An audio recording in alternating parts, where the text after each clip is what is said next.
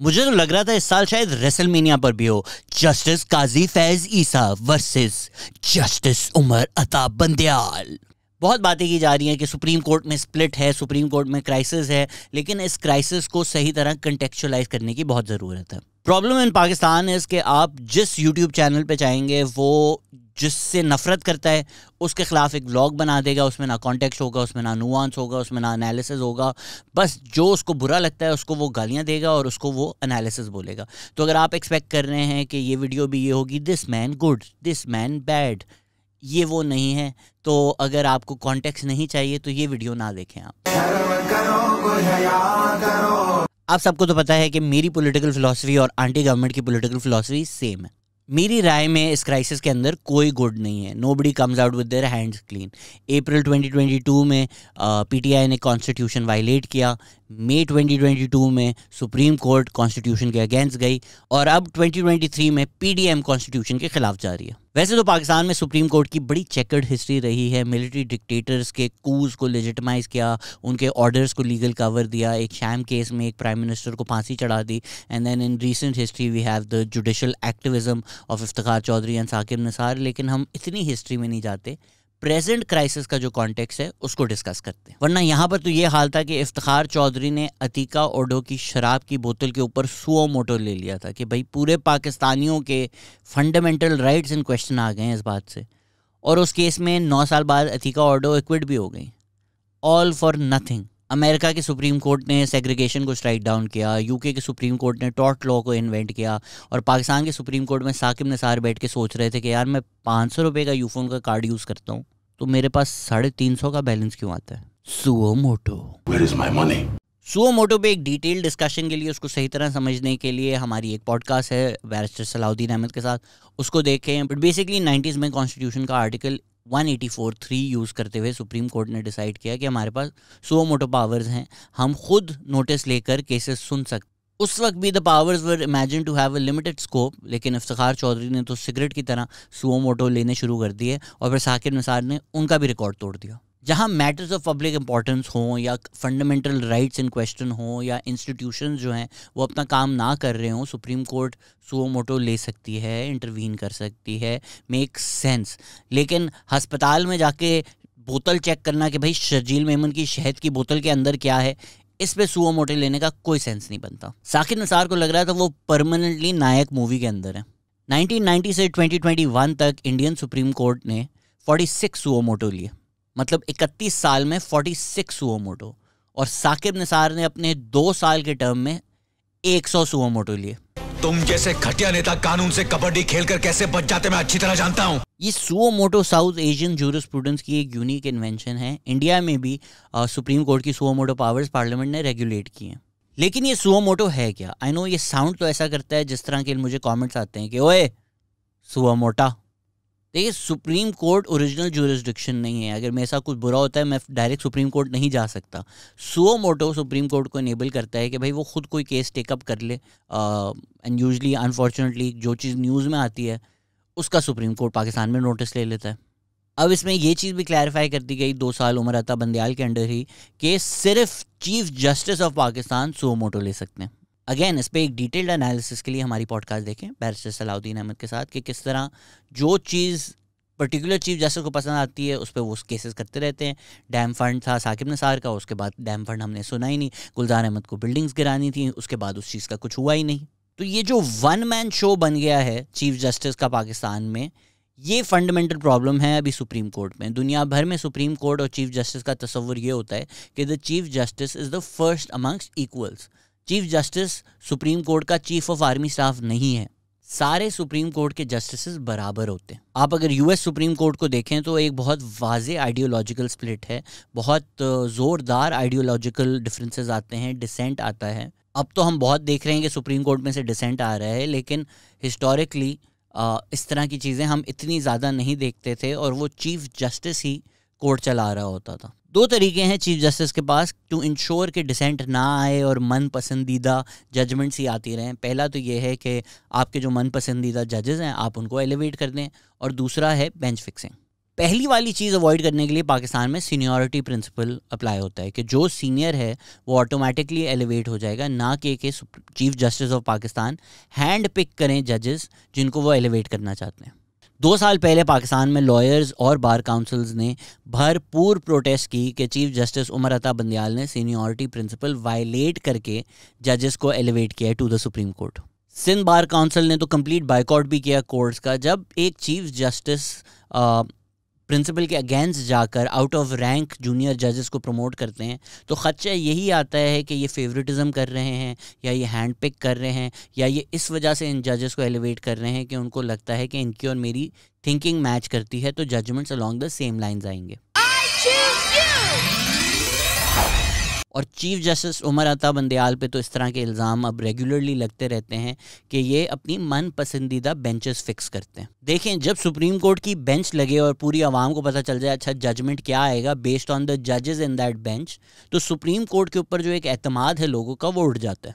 होना तो ये चाहिए कि कोई रोटेशन हो या बेंचेस ऑटोमेटिकली फिक्स हों या कोई एल्गोरिथम लगा दें जिसके थ्रू बेंचेस डिसाइड हो जाएं। लेकिन पाकिस्तान में चीफ जस्टिस ऑफ पाकिस्तान का कंप्लीट राइट है, कंप्लीट प्रोरोगेटिव है to decide and fix the benches. तो ये राइट इस्तेमाल करते हुए चीफ जस्टिस एक ऐसी बेंच बना सकते हैं जिनमें उनको पता है कि डिसेंट नहीं आएगा, लाइक माइंडेड जजेस हैं। आप जो अक्सर न्यूज़ में ये 3 मेंबर बेंच का तस्करा सुनते रहते हैं, chief justice Umar Ata Bandial, justice Munib Akhtar, justice Ijazul Ahsan, इन पर यही क्वेश्चन मार्क है कि is this a bench of like minded जजेस that is deliberately constituted for a desired outcome. Justice Qazi Faez Isa ने भी इस पे सही सवाल उठाया है कि अगर एक ख़ास बेंच बनाया जा रहा है तो फिर आवाम की मिस गिविंग्स होती हैं ओवर द सुप्रीम कोर्ट। इसमें एक और ये भी मसला है कि चीफ जस्टिस डिसाइड कर सकता है कि कब किसी केस की बेंच लगेगी, कभी नहीं लगेगी।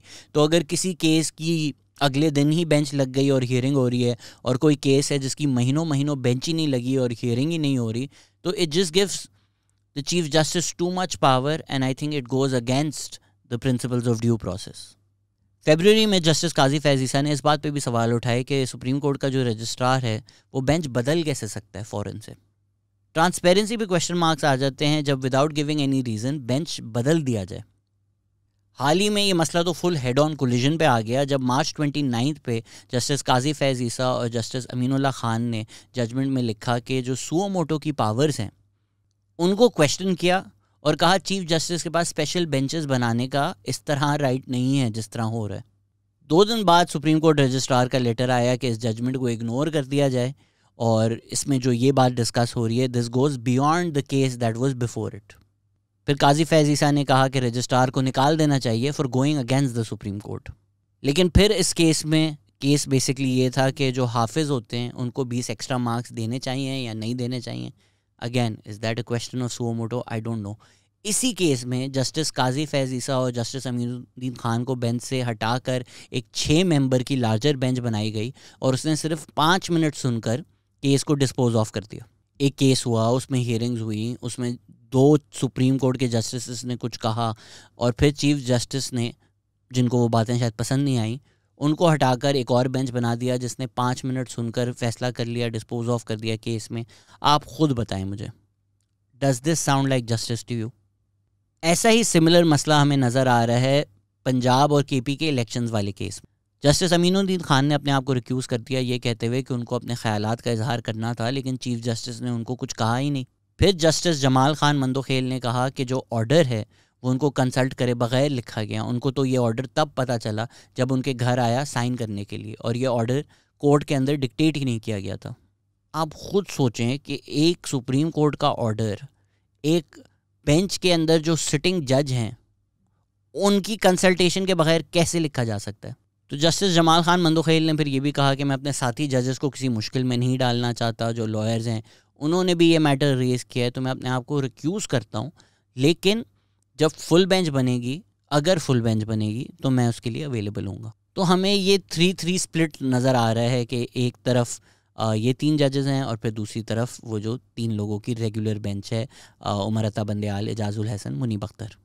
फरवरी में जस्टिस मंसूर अली शाह और जस्टिस अतर मिनुल्लाह ने भी सवालिया निशान उठाए कि भाई डिक्टेशन पे असेंबलीज डिज़ोल्व हो सकती हैं। अथर मिनुल्लाह ने यह भी क्वेश्चन किया कि जिस तरह केपी और पंजाब की असेंबलीज डिज़ोल्व की गई थी, क्या वो कॉन्स्टिट्यूशनल था? तो जब तक ये मैटर डिसाइड ही नहीं हुआ सुप्रीम कोर्ट में कि जो असेंबलीज डिज़ोल्व की गई हैं were they done according to the constitution or not, supreme court ने अगले इलेक्शंस का ऑर्डर दे दिया। I genuinely can't think of a matter more important than this. अवाम की और मेजॉरिटी ऑफ द अवाम की, अगर पंजाब और केपी में इलेक्शंस हो रहे हैं, उनकी विल रिप्रेजेंट करता है। तो ऐसे मामले में एक लार्जर बेंच ना बनाना मुझे तो समझ में नहीं आता। इससे ज़्यादा कॉन्स्टिट्यूशनल क्या मसला होगा? पंजाब बार काउंसिल ने भी सुप्रीम कोर्ट की बेंच फॉर्मेशन को क्वेश्चन किया है और बोला है 9 मोस्ट सीनियर जजेस को ये सुनना चाहिए था मैटर। इस वक्त ये सुप्रीम कोर्ट क्राइसिस कम और एक स्टार प्लस ड्रामा ज़्यादा लगना शुरू हो गया है, लेकिन अभी भी इसको समझने के लिए आपको 4 चीज़ें समझनी पड़ेंगी। पहली, मई 2022 की सुप्रीम कोर्ट की जजमेंट 3-2 स्प्लिट से सुप्रीम कोर्ट ने डिसाइड किया था कि पंजाब असेंबली के इलेक्शंस में डिफेक्टिंग लॉ मेकर्स के वोट काउंट नहीं होंगे। वो 3 कौन थे ये आपको भी पता है, and this is sort of the problem that I am hinting towards कि अगर जजेस के नाम देख के आपको जजमेंट पता चल जाए, how can you trust the supreme court then? When something happens, it is always you 3. Dissenting जजेस थे मजहर आलम और जमाल खान मंदोखेल। 5 मेंबर बेंच में भी ये मसला है कि 3-2 जीत जाता है। देखिए, majority of lawyers and legal scholars will agree कि जो सुप्रीम कोर्ट का जजमेंट है इस केस में, it amounts to rewriting the constitution. 63A जो मौजूदा फॉर्म में है उसमें तो बड़ा क्लियर था कि अगर वो वोट करता है अपने पार्टी हेड की डायरेक्शंस के अगेंस्ट, अपनी पार्लियामेंट्री पार्टी के डायरेक्शंस के अगेंस्ट, तो वो डिस्क्वालीफाई हो जाएगा। अब नेचुरली जब वो वोट करेगा तभी डिस्क्वालीफाई होगा। ये सजा जुर्म सुखन से पहले तो नहीं हो सकती। हम बहुत शोर देखते हैं ट्विटर पे कि भाई ये कॉन्स्टिट्यूशनल है, ये अनकॉन्स्टिट्यूशनल है। Often what is that based on is के मेरी पार्टी के लिए बेहतर क्या है, उसके जो अगेंस्ट जा रहा है वो अनकॉन्स्टिट्यूशनल है, और जो मेरी पार्टी के फेवर में जा रहा है वो कॉन्स्टिट्यूशन है। कॉन्स्टिट्यूशन को पार्टीज इस्तेमाल करती हैं जब उनके फेवर में हो, और जब उनके अगेंस्ट जा रहा हो उसकी कोई रिस्पेक्ट नहीं करते। अगर पाकिस्तान में सारी पॉलिटिक्स एस्टैब्लिशमेंट ही चला रही है तो वो बेसिकली वही चीज़ कॉन्स्टिट्यूशन के अगेंस्ट है। लेकिन हम वापस कोर्ट्स की तरफ आते हैं। सलाउद्दीन अहमद ने रिसेंटली एक बहुत अच्छा ट्विटर थ्रेड भी लिखा कि कभी कभी अगर सुप्रीम कोर्ट बिल्कुल ही टेक्स्ट की सुप्रीमेसी में बिलीव करती है और अकॉर्डिंग टू द टेक्स्ट चलती है, लेकिन कभी कभी उसके पीछे जो मकसद था उसको सोच के टेक्स्ट को इंटरप्रेट करती है, तो ये कन्फ्यूजन पैदा हो जाती है। सुप्रीम कोर्ट का काम है to interpret the constitution, not write the constitution. जब वो मकसद भी सोच रही है किसी टेक्स्ट के पीछे, उनको ये मकसद सोचना है कि जिन्होंने वो लिखा है उनके जहन में क्या था, ये नहीं कि सुप्रीम कोर्ट जजेस के मुताबिक क्या होना चाहिए। देखें, सुप्रीम कोर्ट एक अनइलेक्टेड इदारा है। जो अवाम की विल रिप्रेजेंट करता है वो पार्लियामेंट है। अनफॉर्चुनेटली पार्लियामेंट को इतना जलील किया गया है पाकिस्तान की तारीख में that we have no trust over the parliament, but we should, क्योंकि एक ही इदारा है in this entire power structure जहां हमारी विल रिप्रेजेंट हो रही है, जहां हमारे रिप्रेजेंटेटिव्स हैं। तो अगर हम समझने की कोशिश करें कि भाई इन पार्लियामेंटेरियंस की इंटेंशन क्या थी, तो पहले वोट्स नहीं काउंट होते थे। फिर 63A में चेंजेस आए 18th अमेंडमेंट के तहत, और उसमें कहीं ये बात नहीं लिखी गई कि वोट नहीं काउंट होगा। उसमें वाज़े प्रोसेस लिखा हुआ है कि वोट के बाद पार्टी उसको शो कॉज नोटिस देकर निकाल सकती है। इसको पढ़ के वाज़े हो जाता है कि वोट काउंट होगा। और अगर हम हिस्ट्री देखें और हम पर्टिकुलर चेंज देखें जो पार्लियामेंट ने किया, तो उसमें हमें इंटेंट भी वाज़े नज़र आती है कि जिन्होंने ये लॉ ड्राफ्ट किया, अप्रूव किया, पास करवाया, उनकी इंटेंट यही थी कि वोट काउंट होगा। तो सुप्रीम कोर्ट कैसे उस कॉन्स्टिट्यूशन को रीराइट कर सकती है? कि कुछ भी दिखाया जा सकता है जी। लेकिन मई 2022 के सुप्रीम कोर्ट जजमेंट ने कहा कि नहीं, वोट नहीं काउंट होगा। ये मैं होने नहीं दूंगा। इवन अगर आप इसको फिलोसॉफिकली सोचें तो कॉन्स्टिट्यूशन में वोट ऑफ नो कॉन्फिडेंस का एक तरीका दिया गया है। अब अगर एक मेजॉरिटी पार्टी पार्लियामेंट में आ जाती है तो फिर तो वोट ऑफ नो कॉन्फिडेंस हो ही नहीं सकता, क्योंकि you can not dispose of the prime minister. आप खुद सोचें कि हमारी constitution and most parliamentary democracies vote of no confidence का एक तरीका बताती है। अगर prime minister loses the confidence of the parliament तो फिर उनके खिलाफ एक वोट ऑफ नो कॉन्फिडेंस आ सकता है। अब अगर सुप्रीम कोर्ट ने ये जजमेंट दे दिया कि जी आप पार्टी के अगेंस्ट वोट करेंगे, तो not only will you B disqualified but आपका वोट भी काउंट नहीं होगा। तो कोई पागल है एक तो वोट करेगा, बी वो प्राइम मिनिस्टर को तो अब आप हटा ही नहीं सकते, अब तो वो एक डिक्टेटर है। मैच्योर डेमोक्रेसीज में पार्लियामेंट सुप्रीम होती है, प्राइम मिनिस्टर नहीं।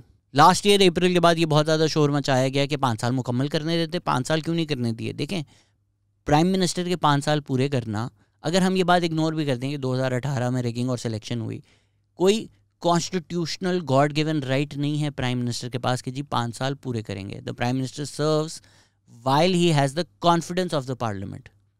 पिछले साल 2-3 प्राइम मिनिस्टर आए हैं इनफैक्ट यूके में, वहाँ तो किसी ने शोर नहीं मचाया कि जी फॉरेन कंस्पिरेसी हो गई, डेमोक्रेसी तबाह हो गई।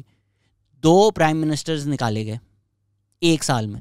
पार्लियामेंट प्राइम मिनिस्टर हटा सकती है और इदारे नहीं। यहाँ पे तो इफ्तिखार चौधरी ने एक कंटेम्प्ट के ऊपर एक प्राइम मिनिस्टर को हटा दिया था। और अब तो सबको पता है कि जो पैनामा केस था वो कितना ज़्यादा पॉलिटिकली मोटिवेटेड था। पर उस पर आने से पहले एक ज़रा शॉर्ट साइड क्वेस्ट करते हैं। पैनामा हियरिंग्स के दौरान SM Zafar was caught on a hot mic on ARY criticizing ARY for giving Nawaz Sharif a suggestion for a way out। तारीख का ये हसीन इत्तेफाक है कि इन्हीं SM Zafar के जो बेटे हैं अली ज़फ़र, वो इस वक्त इमरान खान के लॉयर हैं। और ये वही SM Zafar हैं जिन्होंने ज़ियाउल हक को एक लेटर लिखा था कि फिल्म स्टार शबनम के जो कन्विक्टेड रेपिस्ट हैं उनको माफ़ कर दिया जाए। हमारी सोसाइटी देखे ना कितनी बुरी है, बेचारे बच्चे बहक गए। मतलब अपने ज़माने का मैन आर नॉट रोबोट्स था। ज़ियाउल हक जिनको नवाज शरीफ अपना रूहानी लीडर मानते थे, उन्होंने प्रेसिडेंशियल पार्डन दे दिया। इसकी एक ये भी वजह हो सकती है कि one of the convicted rapist was the Neiphiu of Ziaul हक फेडरल सेक्रेटरी। और ज़ियाउल हक के ये फेडरल सेक्रेटरी कौन थे? फतह बंदियाल जी, the father of the current Chief Justice of Pakistan, Umar Ata Bandial। What a small world we live in।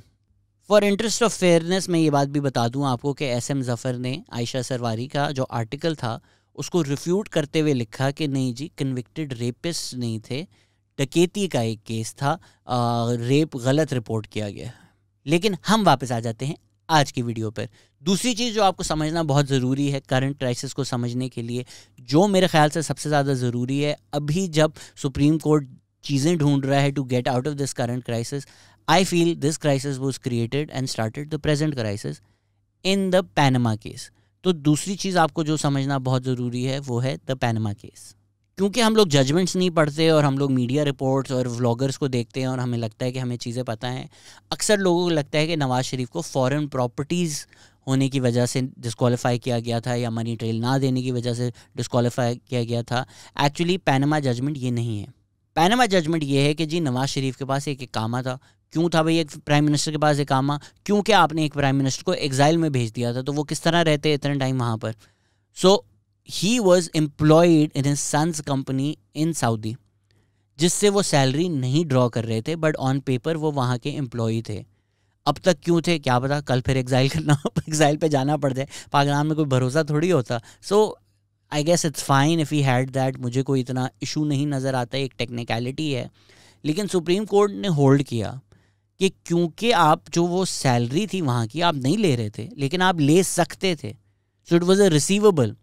और जो वो रिसीवेबल आपने नहीं डिक्लेयर किया, इवन दो वो आपके पास एसेट नहीं है, वो आपके पास सैलरी नहीं आ रही, क्योंकि आपने अपनी एसेट्स डिक्लेरेशन में वो नहीं लिखी, तो आपकी एसेट्स डिक्लेरेशन झूठ हो जाती है, जिसकी वजह से आप सादिक और अमीन नहीं रहते, जिसकी वजह से आप प्राइम मिनिस्टर नहीं बन सकते और आप डिस्क्वालीफाई हो जाते हैं।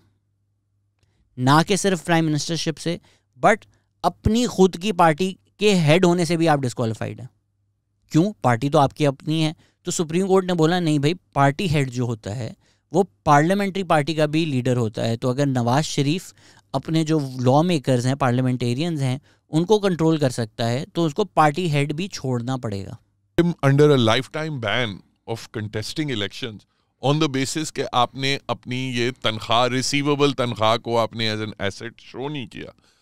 I thought that was just such a strange decision.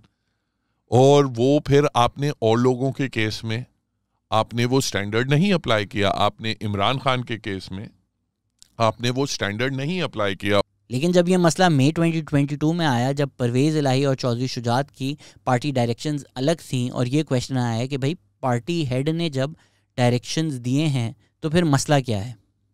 लेकिन यहाँ सुप्रीम कोर्ट ने बोला कि नहीं जी, Chaudhry Shujaat as party head, उनकी डायरेक्शंस नहीं मानी जाएंगी, Pervaiz Elahi as the head of the parliamentary party, उनकी हिदायत मानी जाएगी। ये सारी चीज़ें अगेन हमने काफ़ी डिटेल में बैरिस्टर सलाउद्दीन अहमद के साथ डिस्कस की हैं। इसमें एक और इंटरेस्टिंग एनेक्डोट है कि साल 2000 में इमरान खान ने एक टैक्स एमनेस्टी स्कीम के तहत अपना लंदन में फ्लैट डिक्लेयर किया था।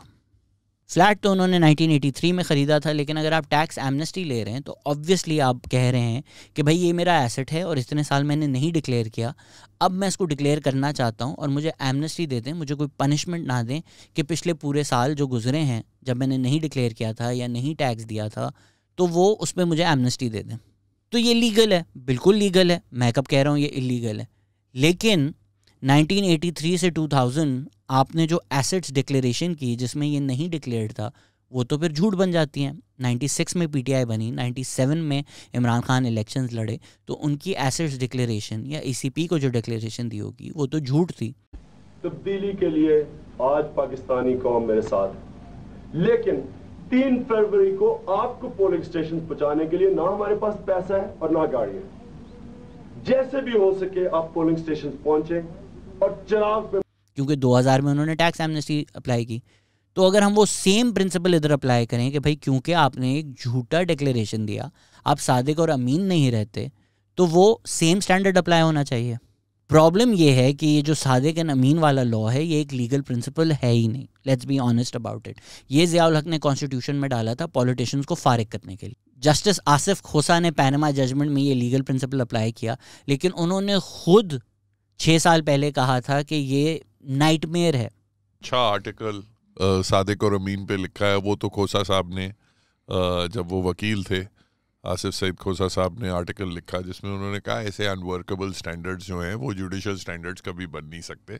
आप कैसे किसी को कह सकते हैं कि कौन सादिक है कौन अमीन है वगैरह। ये अपना ये एक जनरली आपकी कॉन्वर्सेशन में हो सकती है, but there is no judicially manageable standard through which you can say कि सदाकत का मैं आपको लकब दे रहा हूँ या नहीं दे रहा।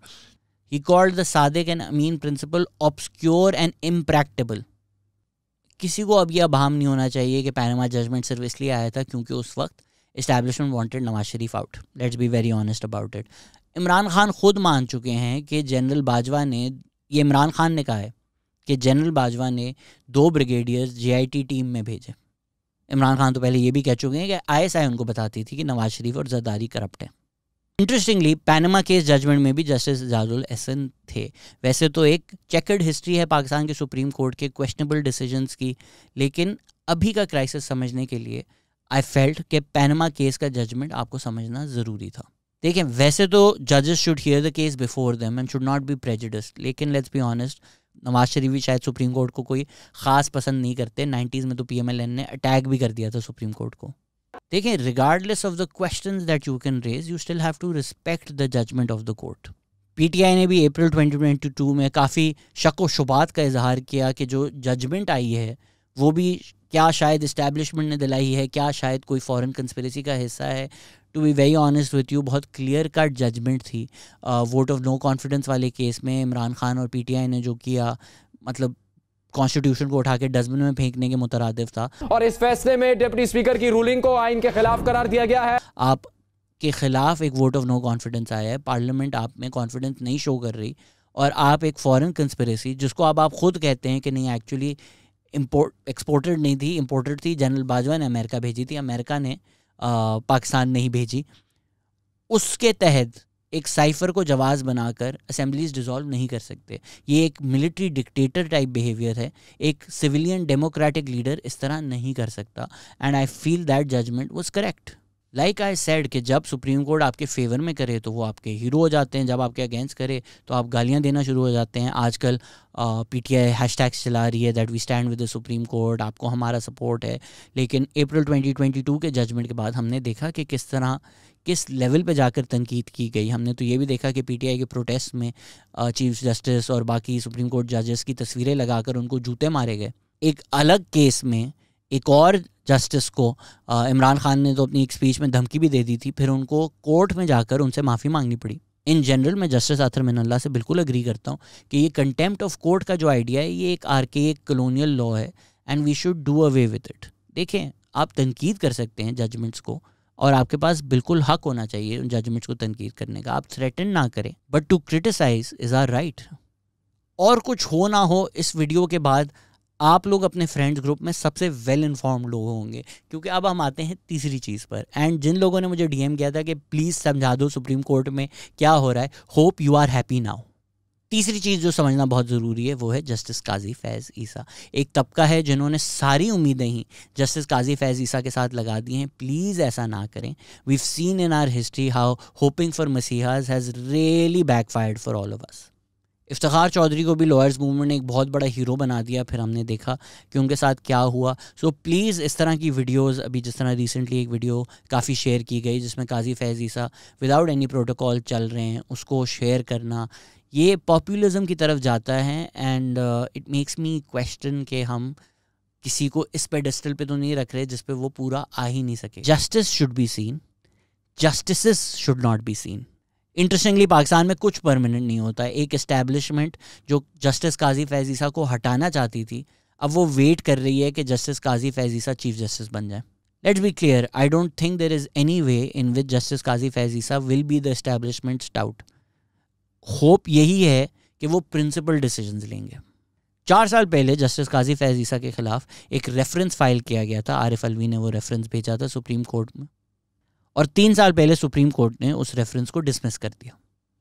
जस्टिस काजी फैज़ ईसा की बीवी जो हैं सबरीना ईसा, उनकी फॉरेन प्रॉपर्टीज़ थी, उन्होंने वो मनी ट्रेल दिखा दिया दैट भाई आई एम इंडिपेंडेंटली रिच, मेरी फैमिली वेल्थ है that is beyond anything justice Qazi Faez Isa makes. वो मनी ट्रेल सारा उन्होंने कोर्ट्स को दिखा दिया। इसमें इमरान खान खुद एडमिट करते हैं कि sending the reference against justice Qazi Faez Isa was a mistake. As always जो चीज़ बुरी हुई उनकी टेन्योर में, वो कहते हैं भाई मैंने तो नहीं किया, इस्टेब्लिशमेंट ने किया। और इस्टेब्लिशमेंट ने ये क्यों किया? क्योंकि जस्टिस काजी फैज़ ईसा ने फैज़ाबाद धरना जो केस था उसकी जजमेंट में लिखा था कि भाई टीएलपी को प्रोजेक्ट किया गया, प्रोटेक्ट किया गया, उनको लोगों के राइट्स इन्फ्रेंच करने का हक दिया गया, पेमरा ने अपना रोल नहीं अदा किया। तो इसमें शक और शुबात पैदा होते हैं कि शायद हमारी इंटेलिजेंस एजेंसीज तो मुलविस नहीं थी। ये कहने के बाद जस्टिस काजी फैज़ ईसा की जान इतने ख़तरे में थी कि जब उनको कोविड हुआ तो उन्होंने गवर्नमेंट हॉस्पिटल में ट्रीटमेंट रिफ्यूज़ करके प्राइवेट हॉस्पिटल में ट्रीटमेंट करवाई। अब ये वीडियो बनाने के बाद मेरी जान कितने ख़तरे में होगी आई डोंट नो। 16 सितंबर 2023 को chief justice Umar Ata Bandial retire कर जाएंगे और अगले चीफ जस्टिस ऑफ पाकिस्तान होंगे जस्टिस काजी फैज़ ईसा। पर्सनली मुझसे पूछें तो मुझे लगता है कि पीडीएम इलेक्शंस इतना डिले करना चाहती है कि वो जस्टिस उमर अता बंदियाल के टेन्योर में ना हो, जस्टिस काजी फैज़ ईसा के टेन्योर में हो, because they have more belief और मोर फेथ इन हिम। 2017 से हम देख रहे हैं कि किस तरह एस्टैब्लिशमेंट ने जुडिशरी को इस्तेमाल करते हुए पॉलिटिकल ओपोनेंट्स के ख़िलाफ़ शैम केसेस बनवाए। बहुत सारे लोग बिल्कुल ही शैम केसेस में कई महीने, कुछ लोग तो कई साल भी जेल गए। तो अगर हम पैनामा जजमेंट देखें और उसके बाद से सुप्रीम कोर्ट में जो केसेस गए हैं, जुडिशरी में जो केसेस गए हैं, नैब में जो केसेस गए हैं, उसको अगर कलेक्टिवली देखें तो पीडीएम और पीडीएम के जो लीडर्स हैं उनका इस सुप्रीम कोर्ट में भरोसा ना होना sort of makes sense. It doesn't mean that they can go against it. आपको हो सकता है कि हमारे साथ ज़्यादती हो रही है, आप मीडिया में जाएं, आप एविडेंस दिखाएं, आप नैरेटिव्स बिल्ड करें, आप आवाम के पास जाएं, आपको फिर भी जो सुप्रीम कोर्ट के जजमेंट्स हैं उनको फॉलो करना ज़रूरी है। जस्टिस काजी फैज़ ईसा का टेन्योर एज चीफ जस्टिस कैसा होगा ये तो वक्त ही हमें बताएगा। It would be foolish for anyone to make predictions, लेकिन ये जो पीडीएम रिजर्वेशंस की बात है ये वो चौथी चीज़ है जो आपको समझना ज़रूरी है। बिक गई है गवर्नमेंट। बेंच फिक्सिंग, एक्सक्लूडिंग जजेस, सीनियरिटी प्रिंसिपल ना फॉलो करना, ये सारी चीज़ें तो हमने डिस्कस कर ली। हिस्टोरिकली भी आप देख सकते हैं कि एक फ्रॉड रिलेशनशिप रहा है पीपीपी पीएमएलएन का सुप्रीम कोर्ट के साथ। I do not want to go into the past because the past is a sordid past. हद तक सुप्रीम कोर्ट ने जुल्फ़िकार अली भुट्टो को एक शैम केस में फांसी तक दे दी थी। जब इतने मसले मसाइल थे, इतना मिसट्रस्ट था, इतना मिसगिविंग्स था, इसमें बिल्कुल बजा दरख्वास्त थी कि एक लार्जर बेंच बना दिया जाए। चीफ जस्टिस उमर अता बंदियाल बहुत आसानी से ये रिजर्वेशंस दूर कर सकते थे एक लार्जर बेंच बनाकर। उन्होंने क्यों नहीं बनाई ये तो वही जाने। जब मुल्क में इतनी ज़्यादा क्राइसिस है, इतनी ज़्यादा पोलराइजेशन है, the supreme court should have attempted to come out with a judgment जिसमें ज़्यादातर आवाम का भरोसा होता, ट्रस्ट होता। ज़ाहिरी बात है पॉलिटिकल ओपोनेंट्स तो चीज़ें बोलेंगे, लेकिन एटलीस्ट द पीपल, वो will of the people represent तो हो, हमें तो लगे कि यार हमारे सुप्रीम कोर्ट ने जस्टिस किया है। जो केस हारता है पॉलिटिकल ओपोनेंट वो तनकीद करता ही है। पीटीआई ने ईसीपी से लेकर पुलिस से लेकर एस्टैब्लिशमेंट से लेकर स्पीचेस में सबकी धज्जियां उड़ा दी हैं। तो अगर पीडीएम अब तनकीद कर रही है कोर्ट्स में, इनको बहुत पहले ये सिलसिला शुरू कर देना चाहिए था, because we have to realise justice are human beings. वो जो एक आइडिया है कि समबडी सिटिंग इन जजमेंट जो इमोशनलेस है, ऐसा नहीं होता। वो भी घर जाते हैं, वो भी टीवी देखते हैं, उनकी भी फैमिलीज उन लोगों से बातें करते हैं। तो टैक्टिकली पिछले साल जो पीटीआई ने कोर्ट्स पर प्रेशर डाल के रखा है through their public narrative building, I think that has worked and that is a smart political strategy. PDM बहुत लेट जागी है। ये तो पॉलिटिकल बातें हो गई। जो चीज़ प्रोसेस पे क्वेश्चन मार्क डालती है वो है लीक्ड ऑडियो। एक लीक्ड ऑडियो है फवाद चौधरी और उनके भाई की। हाँ जी, हाँ जी। अच्छा मैं क्या वो अपना जो है ना सीधे तो आवाज दे रहा है कि मेरी कोई जनरल कराओ पंजाब के नाम। दूसरा अपना मुजाहिर साहब जरिए जो है ना उन्होंने जरा मिल लो, उनको जो हाल है पूरा तरह खड़ा तुझे दसो क्या चीज है। जाती तजवीज ये है कि ये करके ना जैसे तारण से 3-4 करा के ना इस्तेफा से इन उसे 228,000 ताकि इन्हों के प्रेशर से मैं सुबह करने लो सुबह इन्होंने पूछ कर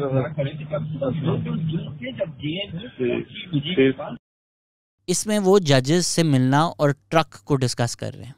फिर एक और ऑडियो लीक आई जिसमें परवेज इलाही कहा जा रहा है कि जस्टिस मज़ाहिर नकवी से बात कर रहे हैं और उनसे मिलने का कह रहे हैं। सलामकुम साहब जी, सलामकुम। की हाल है? ठीक हो जी। मैनू बड़ा अफसोस होया कि उत्थे अपना मैं आप ही आ रहा मोहम्मद खान इत्थे तुहाडे कोल ही आ रहे उत्थे पहुंच गए। जी नहीं, मैं आप भी आ रहे हैं सब कोई गल नहीं करती कोई कह रहे हैं नहीं मैं कोई प्रोटोकॉल ना नहीं आ रहे अपने मैं कहा ना ਤੁਹਾਡਾ अपना घर है एनी टाइम नहीं मैं 1 सेकंड का सिर्फ मैं सलाम करके टुर जाऊंगा। मैं आ गया मैं आ गया ना नेड़े पहुंच गया यार की कर रहे पे मैं खाली सलाम। इन 2 ऑडियो लीक्स की वजह से जस्टिस मज़ाहिर नकवी पे मिसकंडक्ट फाइल किया गया। इसमें चीफ जस्टिस उमर अता बंदयाल मज़ाहिर नकवी के साथ खड़े हुए हैं, उनको बेंचेस से भी नहीं हटाया और ये भी कहा कि ये प्रेशर डाला जा रहा है, ब्लैकमेल किया जा रहा है और ये सब देखकर उनके जो इमोशंस हैं वो मजरूह हो रहे हैं। इंटरेस्टिंगली सितंबर 2019 से जून 2020 तक जब जस्टिस काजी फैज़ ईसा के ख़िलाफ़ रेफरेंस आया, उसकी हियरिंग्स हुई, वो जस्टिस उमर अता बंदयाल प्रिसाइड कर रहे थे। और अगर मुझे सही तरह याद है तो कोर्ट में जस्टिस उमर अता बंदयाल ने एक दफ़ा इस तरह की भी कोई बात की थी कि जिस तरह बाकी सारे इदारे हैं उनमें अकाउंटेबिलिटी हो सकती है तो जजेस की भी अकाउंटेबिलिटी होनी चाहिए। पर अब बज़ाहिर chief justice Umar Ata Bandial justice Mazahir Naqvi की अकाउंटेबिलिटी के ख़िलाफ़ नज़र आते हैं। तो इन सब वजह से इस वक्त सुप्रीम कोर्ट में क्राइसिस है और इसको रिजॉल्व करने के लिए पिछले हफ्ते पार्लियामेंट में एक बिल भी पास किया गया फॉर जुडिशल रिफॉर्म। ऑनेस्टली ये एक अच्छा बिल है। जो लोग तनकीद भी कर रहे हैं वो ज़्यादातर इसकी टाइमिंग पे क्वेश्चन कर रहे हैं और पार्लियामेंटेरियंस की नीयत पे क्वेश्चन कर रहे हैं। They I don't think principally have an issue with what the reform actually is. History books और मीडिया ने हमारे पार्लियामेंटेरियंस को इतना जलील किया है कि वो कभी खुदा ना खास्ता कुछ अच्छा भी कर लें तो हमें उनकी नीयतों पे शक रहता है। Honestly around the world law makers are human beings. जब एक अच्छा लॉ उनके इंटरेस्ट से अलाइन होगा वो तभी पास होगा। ये गुड और बैड में दुनिया को सोचना छोड़ दें। This is just politics at play and this will have no bearing on whether the elections will take place और नॉट। इसका उससे कोई ताल्लुक नहीं है। ना तो कोई सुप्रीम कोर्ट की पावर्स ली जा रही हैं, ना तो उनकी इंडिपेंडेंस के ऊपर कोई हमला हो रहा है। पार्लियामेंट सुप्रीम कोर्ट की पावर्स को रेगुलेट कर रही है, जो उनका काम है, जो इंडिया में भी हुआ है। जिस तरह पार्लियामेंट सिर्फ प्राइम मिनिस्टर नहीं है, सुप्रीम कोर्ट भी सिर्फ चीफ जस्टिस नहीं है। अगर चीफ जस्टिस ने अज्यूम कर लिया है कि भाई ये लॉ में नहीं लिखा हुआ था, क्लैरिफाई नहीं हुआ था, तो फिर ये पावर्स हम कहते हैं कि सिर्फ चीफ जस्टिस की है। अगर पार्लियामेंटेरियंस लॉ पास कर देती है और वो कहती है नहीं भाई अब हम क्लैरिफाई कर रहे हैं, अब हम रेगुलेट कर रहे हैं, the supreme court must abide by the law. Supreme court की जो पावर है it is regulated by the law and the constitution. वो लॉ और कॉन्स्टिट्यूशन के बरक्स या उसके बियॉन्ड कोई पावर ड्राइव नहीं कर सकते। और जो लोग इसके ऊपर एक कंस्पिरेसी थ्योरी बना रहे हैं कि भाई ये कुछ सुप्रीम कोर्ट को पॉलिटिकली मनूवर करने की कोशिश की जा रही है, तो सितंबर में चीफ जस्टिस उमर अता बंदियाल तो रिटायर कर रहे हैं, फिर चीफ जस्टिस काजी फैज़ ईसा आ रहे हैं।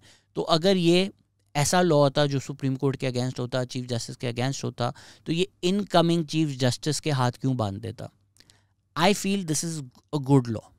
इस रिफॉर्म बिल में कहा जा रहा है कि भाई वो जो चीफ जस्टिस सोल डिस्क्रेशन पर पावर्स एक्सरसाइज कर रहा है वो अब 3 मोस्ट सीनियर जजेस मिलकर करेंगे। I think this is a good thing. A democratisation of powers is always a good thing. Personal fiefdom की तरह सुप्रीम कोर्ट को नहीं चलना चाहिए। अगर 3 लोग होंगे, I feel it will be a lot more fair, there will be discussion. वो जो फर्स्ट अमंग्स इक्वल्स का आइडिया है, that might be better reflected in this system as opposed to a one man show. और suo motu powers को regulate करना इसलिए भी ज़रूरी है because let's be honest, unfortunately chief justice of Pakistan in the past have done themselves no favour in the way they have exercised their powers, or should I say abused their powers. एक dam बनाना chief justice का काम नहीं है। आप सब अब सोच रहे होंगे हाँ वो डैम फंड कहाँ गया। तो ये जो सुप्रीम कोर्ट की पूरी खिचड़ी है, अगर ये आपको समझ में आ गई या इस वीडियो ने आपको और ही ज़्यादा कंफ्यूज कर दिया, तो मैं आपको इस खबर पे ये वीडियो एंड कर देता हूँ। डैम फंड के लिए पाकिस्तानियों ने दुनिया भर से $40 मिलियन इकट्ठा किए। अब इस पे टिकटॉक बनना चाहिए ना, ऐ देश मेरे, फुल इमोशनल, काफ़ी ज़्यादा रकम है यार। $40 मिलियन अगर हम सारे मिल जाएं तो क्या कुछ नहीं कर सकते हम पाकिस्तानियों। वो अलग बात है कि डैम बनाने के लिए तो $1 बिलियन से भी ज़्यादा चाहिए, but still a good thing right. हम मिले, हमने पैसे इकट्ठा किए, लोगों ने चीज़ें बेच कर मुल्क का फ़ायदा किया। नहीं, वो देखे कैमरा और हाथ हिला दें। पाकिस्तानियों ने डैम फंड के पीछे $40 मिलियन इकट्ठा किए और गवर्नमेंट ने डैम फंड के एड्स में $63 मिलियन खर्च किए। $23 मिलियन का हमें नुकसान हुआ डिस्पाइट पाकिस्तानीज रेजिंग मनी। लोग अपने पैसे डाले, वो उनका अलग नुकसान हुआ और गवर्नमेंट का भी नुकसान हुआ।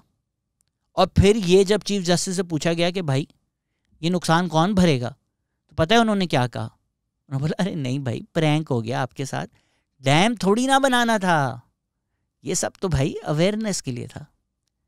$63 मिलियन की पड़ी हमें ये अवेयरनेस। ये प्रॉब्लम है पॉपुलिज्म का, ये प्रॉब्लम है जुडिशल एक्टिविज्म का। तो where we stand today, supreme court ने बोल दिया है कि May 14 को पंजाब में इलेक्शंस होंगे। KP it doesn't matter. I think वो प्रीटेंस अब ख़त्म हो चुका है। PDM हो, इस्टेब्लिशमेंट हो, PTI हो, सुप्रीम कोर्ट हो, सबने तस्लीम कर लिया है कि भाई the only thing that matters in Pakistan is Takht Lahore. Punjab is the only thing that matters. I think PDM को भी रियलाइज़ हो रहा है कि वो कॉन्स्टिट्यूशन के अगेंस्ट जा रही है, लेकिन PDM की अब आई फील मेरे एनालिसिस में अब स्ट्रैटेजी ये है कि भाई हमारे क्यों हाथ बांधे हुए हैं, हम लॉ फॉलो करें, हम कॉन्स्टिट्यूशन फॉलो करें। दूसरे जो हैं वो कॉन्स्टिट्यूशन के धज्जियाँ उड़ा दें, टीजन कर लें, उनके साथ कुछ भी नहीं होता। It is what it is, आ जाओ अब फड्डा करेंगे। I feel this is what is happening. वो जो एक गुल्लू बट सियासत थी PMLN की, अब हम वो वापस देखेंगे and obviously you have to condemn it. मैं आपको ऑलमोस्ट गारंटी कर सकता हूँ कि May 14 को इलेक्शंस नहीं होंगे। इट इज़ लाइकली कि शहबाज शरीफ को सुप्रीम कोर्ट बुलाया जाए और बोला जाए भाई आप क्यों नहीं इलेक्शंस करा रहे। हो सकता है उन पे कंटेम्प्ट लगा के उनको डिस्क्वालीफाई भी कर दिया जाए। I think as per PMLN in an ideal world they will want कि जो इक्वल फुटिंग वो मांग रहे हैं वो है कि जिस तरह 2018 में PMLN was cut to size, their leaders were arrested, disqualified, threatened, उसी तरह PTI के साथ किया जाए और 2023 के इलेक्शंस उस तरह करवाए जाए। ये बिल्कुल बकवास बातें हैं कि भाई इलेक्शंस कराने के बाद हमारे पास पैसे नहीं है या सिक्योरिटी नहीं है। आई पर्सनली ऑल्सो फील कि elections will not solve anything. ये जो लोग उम्मीद लगा के बैठे हुए हैं कि एक इलेक्शंस करा दो पाकिस्तान ठीक हो जाएगा, बिल्कुल नहीं होगा। एक तो पाकिस्तान के मसले ऐसे हैं कि वो कोई भी पार्टी आ जाए उसको फ़ौरन ठीक करना इम्पॉसिबल होगा। इसाकदार एक डिज़ास्टर है और PTI ने अब अनाउंस कर दिया है कि हमारे फाइनेंस मिनिस्टर शौकत तरीन होंगे। कोई इतना इकनॉमिक पॉलिसीज़ में फ़र्क नहीं आएगा दोनों की। वो जो दार डिज़ास्टर है वो तरीन डिज़ास्टर बन जाएगा। कुछ PTI सपोर्टर्स को फूलिश नोशंस हैं कि भाई PTI 2/3 मेजॉरिटी लेकर आएगा, क्लीन स्वीप करेगा। ऐसा कुछ भी नहीं होगा। सिंध में उनको भी पता है वो शायद नहीं जीतेंगे, इसलिए वो कैंपेन भी नहीं कर रहे। बलूचिस्तान में इलेक्शंस किस तरह मैनेज होते हैं हमें पता ही है। South Punjab will be hotly contested, don't be surprised if PPP wins a lot of seats there. KP में PTI जीतेगी, मेजॉरिटी जीतेगी। अगेन ये बहुत फूलिश होता है इलेक्शंस को प्रिडिक्ट करना, तो मैं ये आर्म चेयर एनालिसिस है, इसको बिल्कुल सीरियसली ना लें आप। ये मैं गारंटी कर सकता हूँ कि वो 2/3 वाली बातें फूलिश हैं। होगा क्या इलेक्शन में depends on when the elections will happen, और जो चीज़ मैटर करती है, जो कंटेस्ट हो रहा है, वो PMLN versus PTI north Punjab में। That is essentially what this entire fight is about. जो लोग इस मसले का हल मार्शल लॉ में देख रहे हैं या सुप्रीम कोर्ट की तरफ देख रहे हैं, उन दोनों के पास इस मसले का हल नहीं है। इस मसले का हल पॉलिटिकल डायलॉग है। इस मसले का हल सारी पार्टीज़ अगर साथ बैठें और एक इलेक्शन डेट डिसाइड कर लें और उस पर इलेक्शंस हो जाएं, that is the best way forward. जो सुप्रीम कोर्ट है, they will also agree with it if all the parties go and से कि यार हम सब अग्री करते हैं कि इस डेट हो रहा है। सुप्रीम कोर्ट उसको रबर स्टैम्प कर देगी कि ये बिल्कुल ठीक है, इस दिन करवा लो, और वो कॉन्स्टिट्यूशनल हो जाएगा। क्योंकि उन्होंने भी जो डेट दी है May 14, टेक्निकली वो कॉन्स्टिट्यूशन के 90 डे रिक्वायरमेंट में तो नहीं आती। तो वो जो एक स्ट्रिक्ट टेक्चुअल रिक्वायरमेंट है, उसको फ्लेक्सिबल किया जा सकता है अगर सुप्रीम कोर्ट उसको अप्रूव कर दे। So if all parties agree and the supreme court agrees, then it becomes constitutional as well. पर काश हम इस यूटोपिया में रहते। मैं तो काफ़ी नाउम्मीद हूँ कि सारी पॉलिटिकल पार्टी साथ बैठेंगी और अग्री करेंगी। अगर इस वीडियो ने आपको कम्प्लीटली नाउम्मीद नहीं कर दिया और आप चाहते हैं आप और नाउम्मीद हों, आप चाहते हैं कि भाई मैं तो बर्बाद होना चाहता हूं, तो हमने एक पॉडकास्ट की है ज़रार खोड़ो के साथ, जिसमें हमने काफ़ी तनकीद की है PDM के एक्शंस के ऊपर। प्लीज़ उसको जाकर सुन लें और बिल्कुल ही नाउम्मीद हो जाएं।